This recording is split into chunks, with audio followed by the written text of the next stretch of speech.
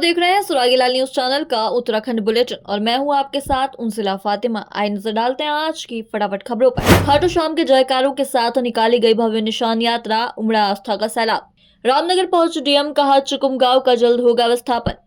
अल्मोड़ा में हुआ national rabies control programme का आयोजन। हल्द्वानी में सिख फेडरेशन के सदस्यों ने श्री गुरु तेग बहादुर स्कूल व खालसा स्कूल के संबंध में सिटी मजिस्ट्रेट को दिया ज्ञापन। एसएसपी अल्मोड़ा के सख्त निर्देशों पर संदिग्धों व बिना सत्यापन किराएदार रखने वाले मकान मालिकों पर ताबड़तोड़ कार्यवाही। रामनगर के ग्राम मालधन चौड़ में 3 दिन पूर्व वह युवक का हुआ शव बरामद। एएनएम ट्रेनिंग सेंटर पाताल देवी अल्मोड़ा में विश्व हृदय दिवस मनाया गया। शहीद भगत सिंह का 117वां जन्मदिन बड़े ही धूमधाम के साथ मनाया गया। उत्तराखंड के मुख्य सचिव राधा रतूड़ी को एक बार फिर दिया गया 6 महीने का सेवा विस्तार। विप नेता को धमकी देने वाले युवक को पुलिस ने पकड़ा, पूछताछ जारी। वन विकास निगम को हुआ रिकॉर्ड 165 करोड़ रुपए का मुनाफा। श्रमिक महिलाओं ने श्रम विभाग पर लगाया टाला-मटोली का आरोप। भ्रष्टाचार सहित कई मुद्दों को लेकर सरकार के खिलाफ 30 सितंबर को हल्द्वानी में प्रस्तावित कांग्रेस की जन आक्रोश रैली। टिहरी में आसमान से गिरा इलेक्ट्रॉनिक डिवाइस। उधम सिंह नगर जनपद में पुलिस ने चलाया जन जागरूकता अभियान। अब खबरें विस्तार से।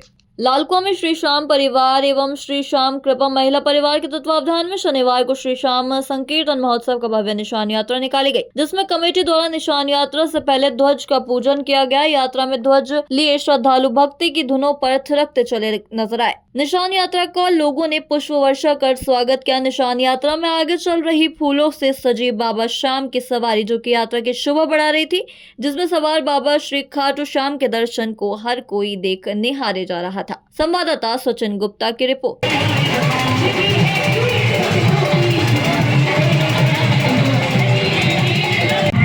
श्याम बाबा का एक विशाल जागरण का आयोजन किया गया है, जिसमें सभी भक्त लोग आए और बाबा का गुणगान करें, उनका आशीर्वाद प्राप्त करें और अपने जीवन को धन्य बनाएं बाबा का आशीर्वाद प्रदान करके।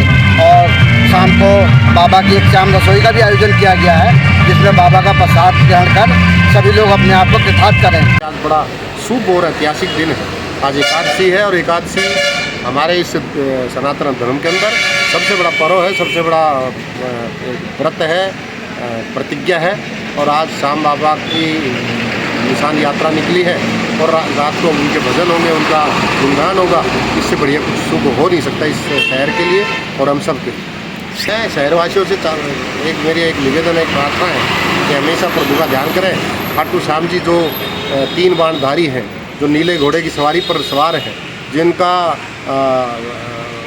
जो हारे के सहारे हैं और जो हमेशा गरीबों की और कमज़ोर की हमेशा लिए हारे की तरफ वो खड़े होते हैं, क्योंकि प्रभु श्री श्याम जो इस दुनिया के मालिक हैं, उन्होंने कहा कि मैंने किसी को अगर कोई किसी तरह से उनके भाग्य में कुछ और लिख दिया है, लेकिन खाटू श्याम जी कहेंगे कि नहीं, इसको सब कुछ ठीक करना है तो ठीक हो जाता है। ऐसे खाटू श्याम जी की महिमा है और इसी महिमा के पीछे सब लोग बिल्कुल मस्त को जागरण का आनंद लेने के लिए, प्रभु का गुणगान सुनने के लिए सबको जाना चाहिए।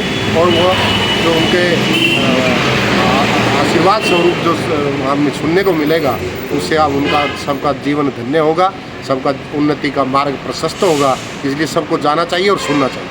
आज यहाँ राजकीय इंटर कॉलेज लालकुआ नैनीताल में मनाया जा रहा है। रात्रि 8 बजे से प्रभु इच्छा तक सभी आम जनता से निवेदन है, ज़्यादा से ज़्यादा पहुँचने की कृपा करें और श्याम बाबा के भजनों का आनंद लें। और बहुत ही सुंदर आयोजन यहाँ पे किया जाएगा। यहाँ से एक तो समस्तीपुर से रेशमी शर्मा जी और एक कानपुर से हैं, एक पीलीभीत से हैं। और बहुत ही सुंदर आयोजन यहाँ पे होने वाला है। बाबा का बहुत ही सुंदर गुणगान किया जाएगा। आप सभी से विनम्र निवेदन है कि अधिक से अधिक संख्या में पहुँचे और बाबा के भजनों का आनंद लें। रामनगर पहुंचे जिलाधिकारी वन्ना सिंह ने कहा कि आज रामनगर पहुंचे हैं, जहां वह आपदा के कार्यों का निरीक्षण करने के साथ ही विस्थापन होने वाले सुंदरखाल व चुकुम गांव के ग्रामीणों की राय लेने के साथ ही इस पर आगे की कार्रवाई करेंगे। संवाददाता राजीव अग्रवाल की रिपोर्ट। बीच में आए हैं आपदा के दौरान, लेकिन बड़ा शॉर्ट विजिट होता था, तो जो डेवलपमेंट के काम चल रहे हैं विभिन्न विभागों के और आपदा के समय में जो पुनर्निर्माण का पैसा विभागों को दिया गया, उसके काम जो विभागों ने कराए हैं और अन्य जो रेगुलर जो रूटीन इश्यूज हैं यहाँ के नगरीय क्षेत्र के भी और आसपास के गांवों के भी, उसके लिए एक विजिट मैंने पूरे दिन का यहाँ रखा था। बहुत सारे प्रस्ताव अलग अलग जगहों से आए हैं, जिसमें विस्थापन के लिए कुछ लोगों ने प्रार्थना करी है, कुछ लोग विस्थापन नहीं चाहते हैं, और उसमें वन विभाग के कुछ नियम भी हैं, आपदा प्रबंधन के नियम भी हैं। तो हम लोग पहले सभी पक्षों की बात सुनेंगे, उसके बाद एक ऑनरेबल सुप्रीम कोर्ट में भी इसका केस चल रहा है, तो उसमें जो लीगल पोजीशन है उसको भी हम लोग परीक्षण करेंगे, उसके बाद ही इसमें कोई अंतिम निर्णय लिया जाएगा। चुकम का भी विस्थापन का प्रस्ताव हमारा तहसील स्तर से फाइनल हो गया है। जिला स्तरीय समिति की बैठक हम भरतपुरी चंपापुरी के साथ ही चुकम की भी करेंगे, और इस प्रस्ताव को भी हम फाइनल करके अगले 10 दिन में गवर्नमेंट को भेज देंगे, तो फिर वहां से परस्यू करेंगे। तो इस बार वी आर होपफुल कि इसमें पॉजिटिव रिस्पांस हमको मिलेगा। दिनांक 28 सितंबर 2024 को डॉक्टर कमलेश कुमार, जिला नोडल अधिकारी NRCP कार्यक्रम जनपद अल्मोड़ा के निर्देशन में नेशनल रेबीज कंट्रोल प्रोग्राम के अंतर्गत विश्व रेबीज दिवस 2024 के उपलक्ष्य पर जनपद अल्मोड़ा के ANMTC पाताल देवी अल्मोड़ा के प्रथम व द्वितीय वर्ष की छात्राओं के मध्य कार्यक्रम आयोजित किया गया। संवाददाता हेमंत मेहरा की रिपोर्ट। सिख फेडरेशन हल्द्वानी के सदस्यों ने श्री गुरु Tegh Bahadur senior secondary school Haldwani व Khalsa national girls inter college Haldwani के संबंध में एक ज्ञापन सिटी मजिस्ट्रेट हल्द्वानी को प्रेषित किया। संगठन के सदस्यों ने सिटी मजिस्ट्रेट से उक्त स्कूलों का संचालन नियमानुसार सिख समाज के प्रतिनिधियों को सौंपने की मांग की है। संवाददाता दीपक अधिकारी की रिपोर्ट। गति से प्रयास किया मोदी सिख समाज का प्रत्येक व्यक्ति आपका आजीवन आभारी रहे। हल्द्वानी के जो सदस्य हैं सिटी मजिस्ट्रेट साहब से मिलने आए हैं।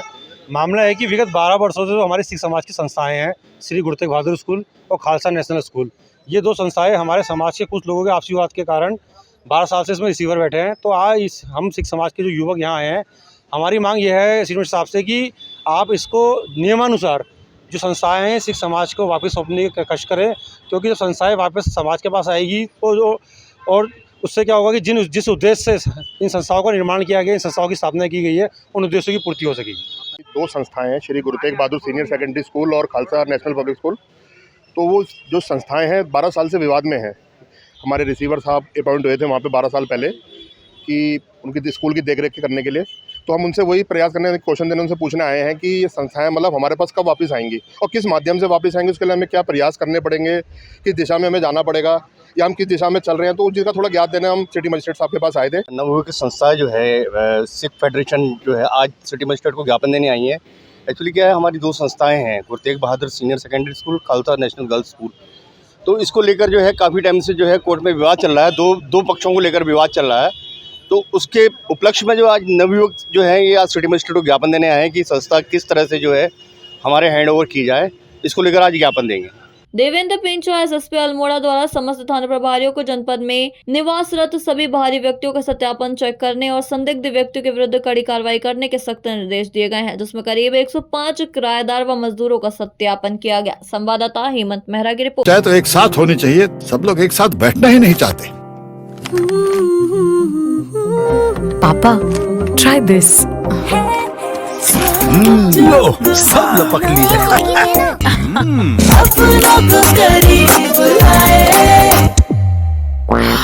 ये क्या हाल कर दिया है रूम का? बस कल से चाय मेरे रूम में। देवर पान नमकीन।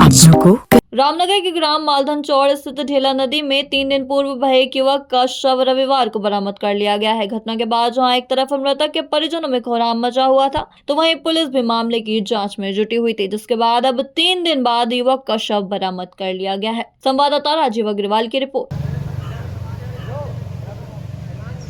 नाम जो है शिवनाथपुर। मेरा नाम सर गुलाब चंद है।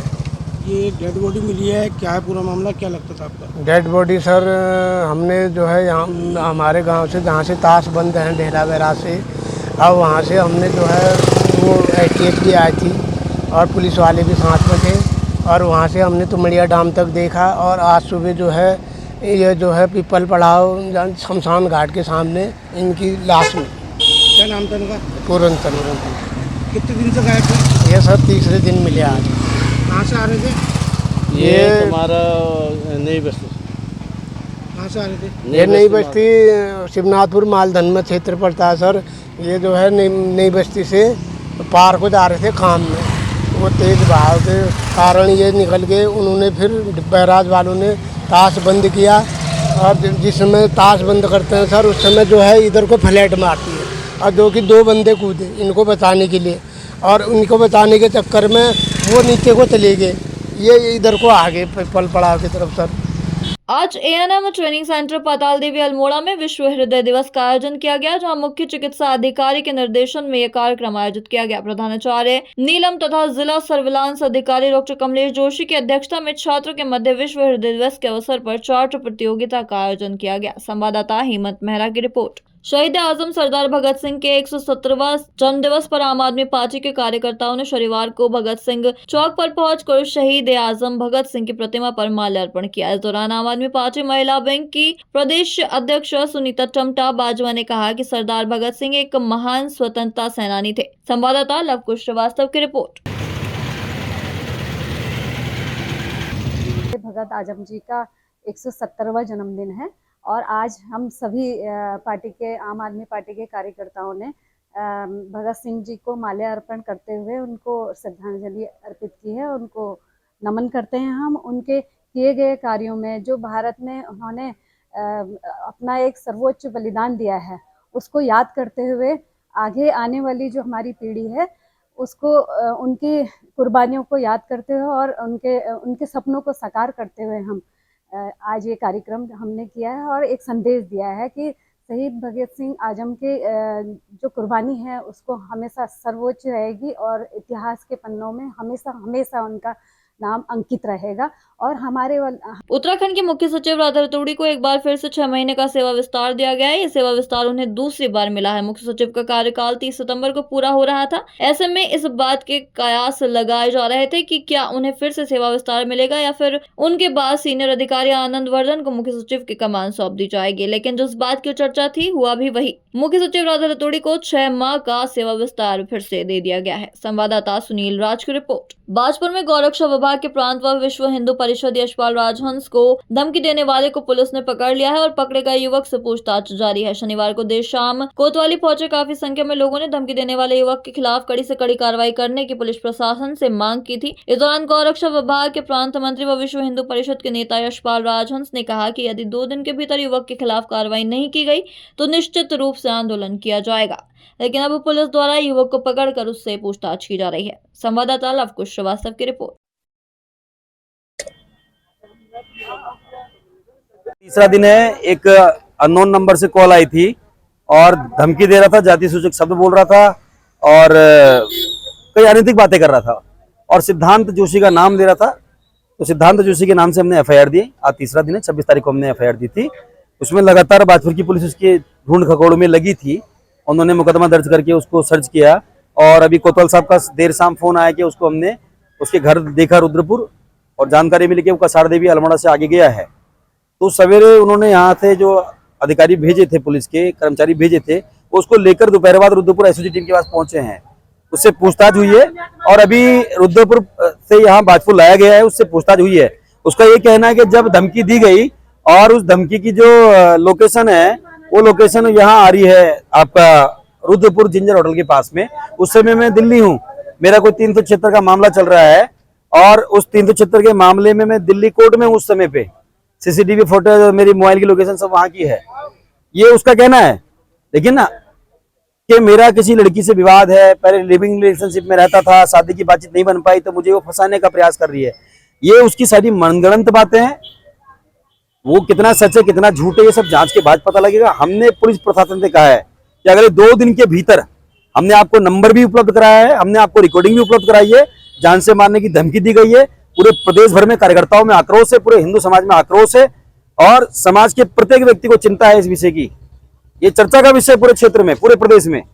इसको बिल्कुल भी हल्की में ना लें और तत्काल इसका खुलासा करें, दूध का दूध पानी का पानी किया जाए। ये हमने अपनी मांग आज भी रखी है। निश्चित रूप से आंदोलन करेंगे, निश्चित रूप से आंदोलन करेंगे और जैसा हमारे प्रदेश के अधिकारी तय करेंगे उस दिशा में ये आंदोलन बढ़ने वाला है। 2 दिन का समय पुलिस के पास पर्याप्त है। उनके पास सारा मोबाइल नंबर और उसकी लोकेशन, मोबाइल के IMEI नंबर वगैरह सब उपलब्ध हो चुके हैं और ऐसा जानकारी मिली कि वो सिम दिल्ली में चल रहा था इससे पहले और वो रुद्रपुर सिटकुल जिंजर होटल के पास में उसकी लोकेशन आई है जहां खड़े होकर हमें गाली और धमकी दी गई है। और फरवरी में चला था सिम, उसके बाद में अब चला है। तो या तो कोई क्रिमिनल प्रवृत्ति का व्यक्ति है आपराधिक प्रवृत्ति का व्यक्ति है जो इस प्रकार के काम के लिए उसका यूज कर रहा है। ऐसे व्यक्ति का खुलासा होना चाहिए। बिल्कुल भी हमें जान माल की सुरक्षा का डर नहीं है, लेकिन ऐसे व्यक्ति का खुलासा होना चाहिए। उसकी धमकी से हम डरने वाले नहीं है। पुलिस प्रशासन से हम बार बार ये कह रहे हैं कि नंबर आपको दिया, रिकॉर्डिंग आपको दी है, अब आपके हाथ में सारे एविडेंस है, इसको तत्काल इसका खुलासा करें, नहीं तो आंदोलन के लिए बात दूंगी।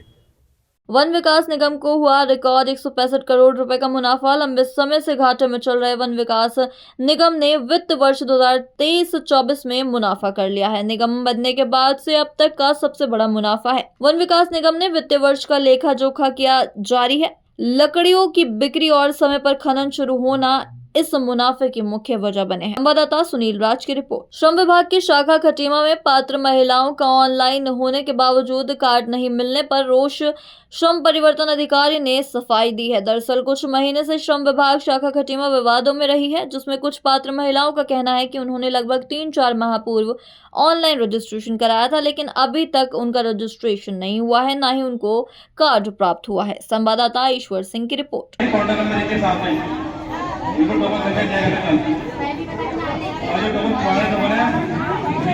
हमने फॉर्म भर रखा है, सब कुछ करा दिया। वहाँ बोलते हैं ऑनलाइन वाले के पास जाओ, पैसे खर्च कराए, ऑनलाइन वहाँ से कराए। अब यहाँ ये आते हैं तो बोले मैसेज नहीं आया, तुम्हारा ये नहीं आया। हम 4 महीने से भाग रहे हैं, इतनी परेशानी हो रही। गरीब आदमी है, किस लिए आ रहे हैं? अपनी दिहाड़ी छोड़ के आ रहे हैं, अपना किराया भाड़ा खर्च करके आ रहे हैं। ये बात है सर, हम बहुत परेशान हैं। हम सोचते हैं कि सबका मिल रहा है, हमें भी हमारा हक मिलना चाहिए। हम किसी फ्री का नहीं मांग रहे, सरकार ने बोला है तो ही हम आए हैं। अच्छा, तो जो आप हमारे कॉलोनी में हमारे जिनका बाद में करा उनको सामान मिल गया, ब्लड टेस्ट हो गया, सामान मिल गया, तो क्या ब्लड टेस्ट नहीं हुआ होगा? सब अच्छा लगवा दें। इधर भाग रहे हैं, हम 4-4 घंटे भूखे बैठे रहते हैं यहाँ पे। आपका नाम? हमारा नाम तो रहने दीजिए, जो बोल दिया हमने वो बोल दिया। अभी हमारे पास ये गवर्नमेंट की जो योजना है उत्तराखंड भवन एवं श्रमिक कल्याण बोर्ड के माध्यम से योजना चल रही है, जिसमें श्रमिकों का हमारे यहाँ पंजीकरण किया जाता है। उसके अंतर्गत पंजीकरण का जो होने के बाद ये 3 महीने के बाद इनका कार्ड अप्रूव माना जाता है। उसके बाद जो गवर्नमेंट की जो योजनाएं होती है, जैसे शादी का मैटर हो गया, शिक्षा का मैटर हो गया, और आपका ये डेट्स का मैटर हो गया, तो ये लोग इनका यहाँ से आवेदन करते हैं। उनके हिसाब से इनके जो भी शाखा राशि जो होती है गवर्नमेंट की तरफ से, योजना की तरफ से, ये इनको प्रदान की जाती है। देखो उसमें ऐसा था कि मैं तो फिलहाल पिछले के समय में उन्होंने जो जहाँ पे जो चार्ज में थे उन्होंने जैसा किया हुआ, पर मैं जो अभी हाल ही में जो मैंने ज्वाइन किया था, मैं अपने विवेक के अनुसार में इसमें अपना काम कर रहा हूँ। तो उसमें ऐसा होता है, देखो बहुत सी चीज़ें ऐसी होती है, कोई पुरानी होती तो वो ये आपको हो सकता है उसमें उनकी कोई आपत्ति लगी हो। अब एक बार आपत्ति लग जाती तो वो ऐसा तो नहीं कि शेष वाले उसी दिन उसको अपडेट कर देते, थोड़ा उसमें भी उनको टाइम लगता है उसमें। तो कभी कभी ऐसा था टाइम की वजह से थोड़ा बहुत लेट पहुँच जाता है। बाकी नए रेसिडेंट का कार्ड देखो हमारी आईडी में तो होते हैं, तो हम तो अपनी बिल को हम चेक ही करते हैं। किसी में कोई क्वारी लगानी तो हम उसको उसमें लिख देते हैं हम CSC के माध्यम से कि आप इसमें इनकी क्वारी लिखी, इनका प्रमाण इसमें ये गलत है, आप इसको ठीक करके इनसे संपर्क करके इसको ठीक करा के अपडेट करके हमारे आईडी में तभी आप शो करते हैं। देखिए कार्ड बनने के जो ऑनलाइन के बाद प्रोसेस का जो श्रमिक का जो कार्ड के लिए आवेदन के लिए चाहिए लेने के लिए डिपार्टमेंट में आते हैं, उसकी गवर्नमेंट की फीस 10 रुपये है। और बाकी कार्ड बनने के आपको ये कि 3 साल बाद इसको हर 3 साल बाद इसका रिन्यू होता है। तो रिन्यू की फीस आपकी जो है वो 110 है। इसमें रिन्यू के लिए आपको रसीद मिलती है उसमें, उसकी रसीद तो शायद मेरे को मुश्किल है, उसकी रसीद नहीं मिलती शायद। हम ये 5 महीने से आ रहे हैं, आज हमें बोला ये नंबर लिखने के लिए, आज और नहीं तो हमें चेक कराने के लिए भेजते हैं दुकान पे। हम अभी चेक कराते हैं, 2 दिन वहाँ देते हैं, वो एक पर्ची लेके देता है, बोलता है तुम्हारा ऑनलाइन नहीं है। अब हमको ये पता करना है कि ऑनलाइन होगा कहाँ से, यहाँ अधिकारी करेंगे या दुकान वाला करेगा, जहाँ से हमने। तो यहाँ पे क्या कह रहे हैं अधिकारी आपसे? यहाँ से बोलते हैं हमको वहाँ जाओ, जहाँ से आपने ऑनलाइन किया है वो करेगा, और वो कहते हैं यहाँ करेंगे, मंडी पे जाओ ये अधिकारी करेंगे, ये बोलते हैं वहाँ जाओ। हम ऐसे चक्कर लगाने में। अच्छा, कहाँ आपका नाम और किस गाँव? चारों बेटा में उसकी स्कूल नाम? अंशी थापा। चाहे तो एक साथ होनी चाहिए, सब लोग एक साथ बैठना ही नहीं चाहते। पापा ट्राई दिस। लो सब लपक लिए। अपना तो करीब आए। ये क्या हाल कर दिया है रूम का? बस कल से चाय। कल से चाय मेरे रूम में। देवर पान नमकीन।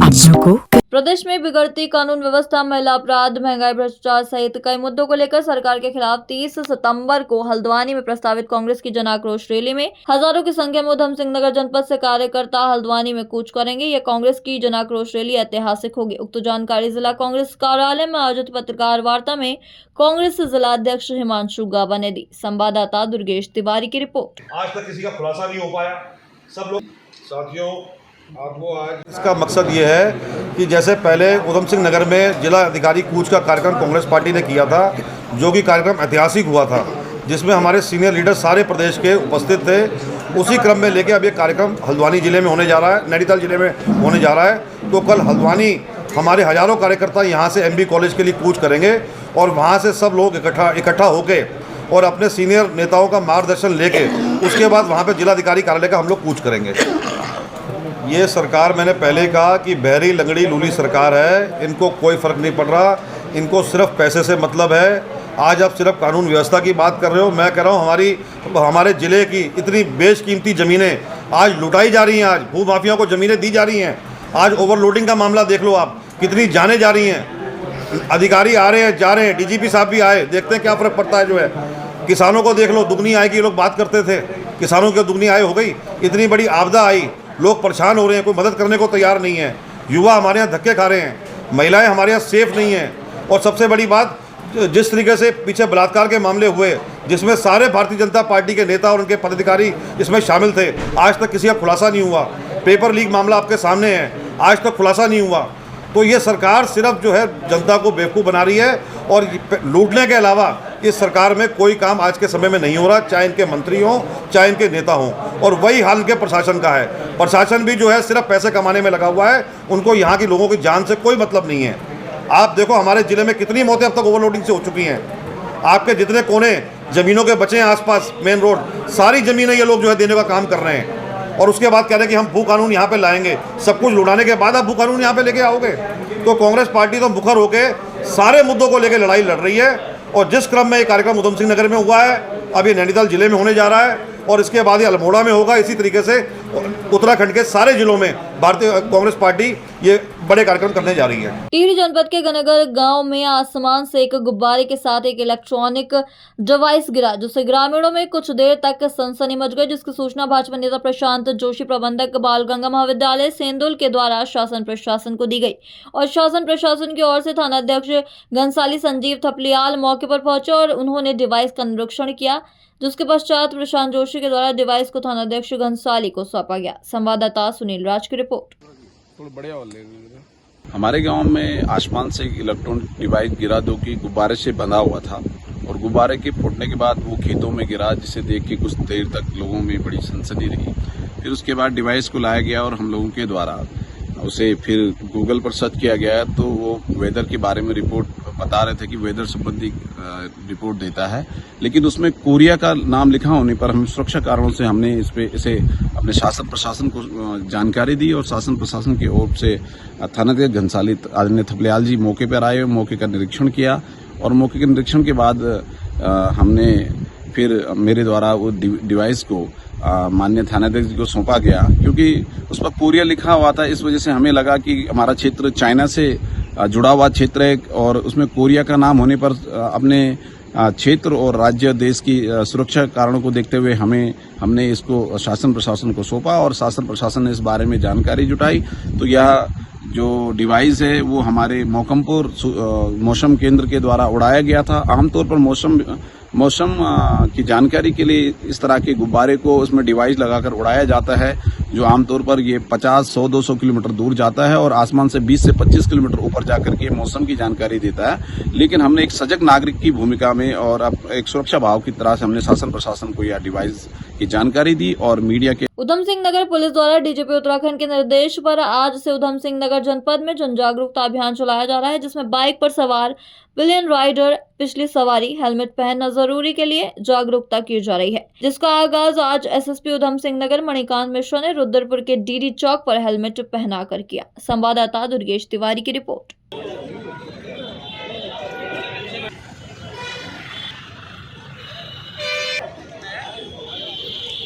अभी उधम सिंह नगर में डीजीपी महोदय का कल विजिट हुआ, जिसमें उन्होंने दिशा निर्देश दिया कि जो पिलियन राइडर हैं, एक्सीडेंट में उनके साथ दुर्घटनाएं बहुत ज़्यादा होती हैं। जो राइडर होता है वो मोटरसाइकिल का, वो तो हेलमेट पहने रहता है, लेकिन जो उसके पीछे बैठा रहता है वो हेलमेट पहनने का आदी नहीं होता। तो उसके लिए भी एक जन जागरूकता का अभियान चलाया गया है और 1 महीने हमारा ये प्रयास रहेगा कि 1 महीने इस विषय में बताया जाएगा कि पिलियन राइडर भी हेलमेट पहने, अपने आप को सुरक्षित रखें। अगर कोई एक्सीडेंट होता है तो उनके सर पे चोट ना लगे, इसलिए हेलमेट पहनना अनिवार्य है।